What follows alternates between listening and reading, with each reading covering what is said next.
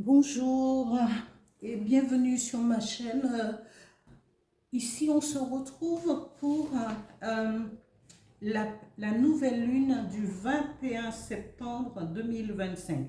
Il y aura une nouvelle lune et une éclipse solaire en même temps dans le signe de la Vierge, et ce à 21h54 heure de Paris. À ce moment-là, la Lune et le Soleil seront parfaitement alignés dans le signe de la Vierge, tout particulièrement proche du nœud sud en Vierge, ce qui donnera lieu à une éclipse solaire qui ne sera pas visible depuis la France. Cette nouvelle lune apportera des influences de création et de renouveau qui peuvent durer plusieurs semaines. Les influences d'une éclipse peuvent durer sur presque 6 mois.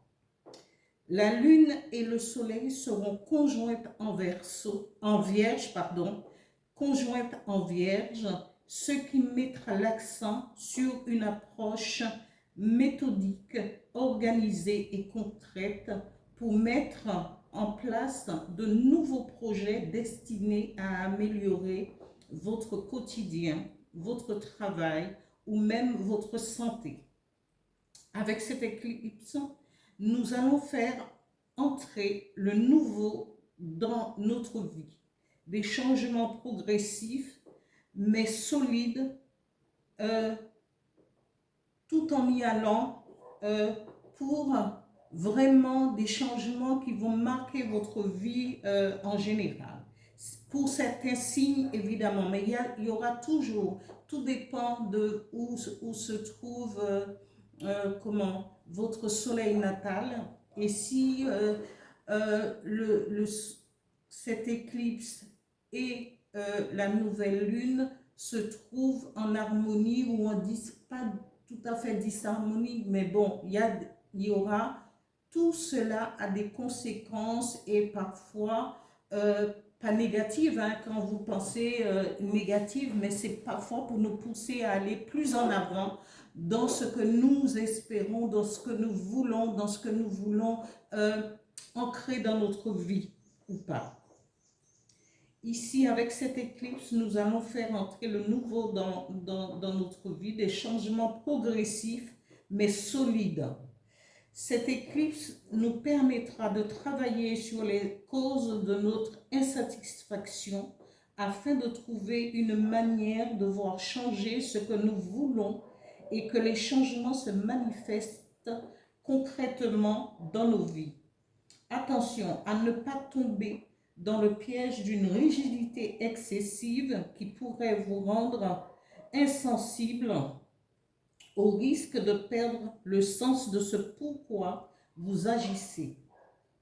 Pensez aux plantes qui vous apaiseront à ce moment-là, pendant cette période de pleine lune et d'éclipse lunaire, comme la verveine, la camomille et le basilic sacré. Ça, c'est un conseil de ma part. Voilà.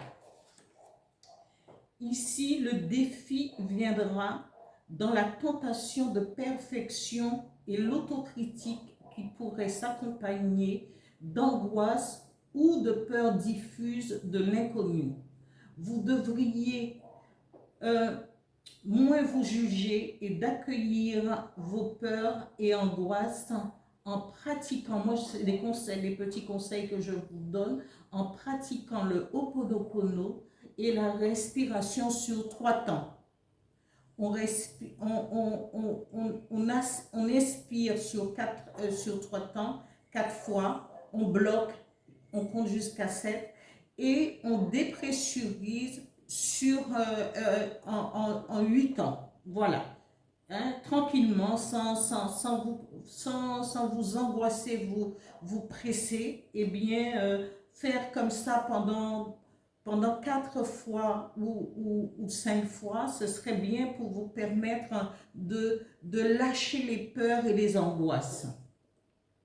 Sachez que le trigone entre Saturne et Jupiter en Gémeaux, qui favorisera l'apprentissage, la communication, les rencontres et l'ouverture d'esprit. Saturne rétrograde nous permettra de structurer ces nouvelles connaissances avec rigueur et maturité. Si vous êtes vierge, cette éclipse dans votre signe solaire renforcera le besoin de mettre de l'ordre dans votre vie, de clarifier vos intentions, à organiser vos priorités. Poisson, cette éclipse sera opposée à votre soleil natal, ce qui apportera une tension entre raison et émotion.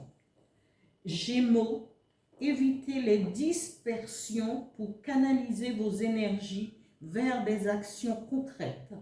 Sagittaire, les difficultés pour vous sera de concilier vos envies d'aventure avec la nécessité de vous occuper des détails pratiques de votre vie au quotidien. Aérez-vous, faites du yoga ou de la méditation.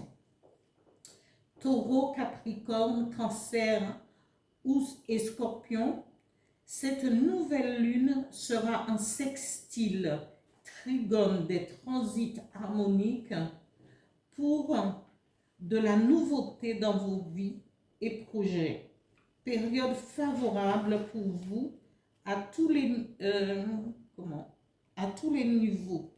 Capricorne et Taureau, réussite sur le plan matériel. Cancer et Scorpion, vous allez pouvoir au niveau émotionnel vous stabiliser et voir autre chose, penser autrement au niveau émotionnel. Voilà pour ce petit topo sur la nouvelle lune qui pour certains seront très favorables, mais en fin de compte, il n'y a jamais de signe qui est plus avantagé qu'une autre. Parce que c'est chaque fois qu'une nouvelle lune ou une pleine lune se retrouve dans un signe, eh bien cela nous permet de travailler sur nous et d'aller de l'avant, comme toujours. Voilà, j'espère que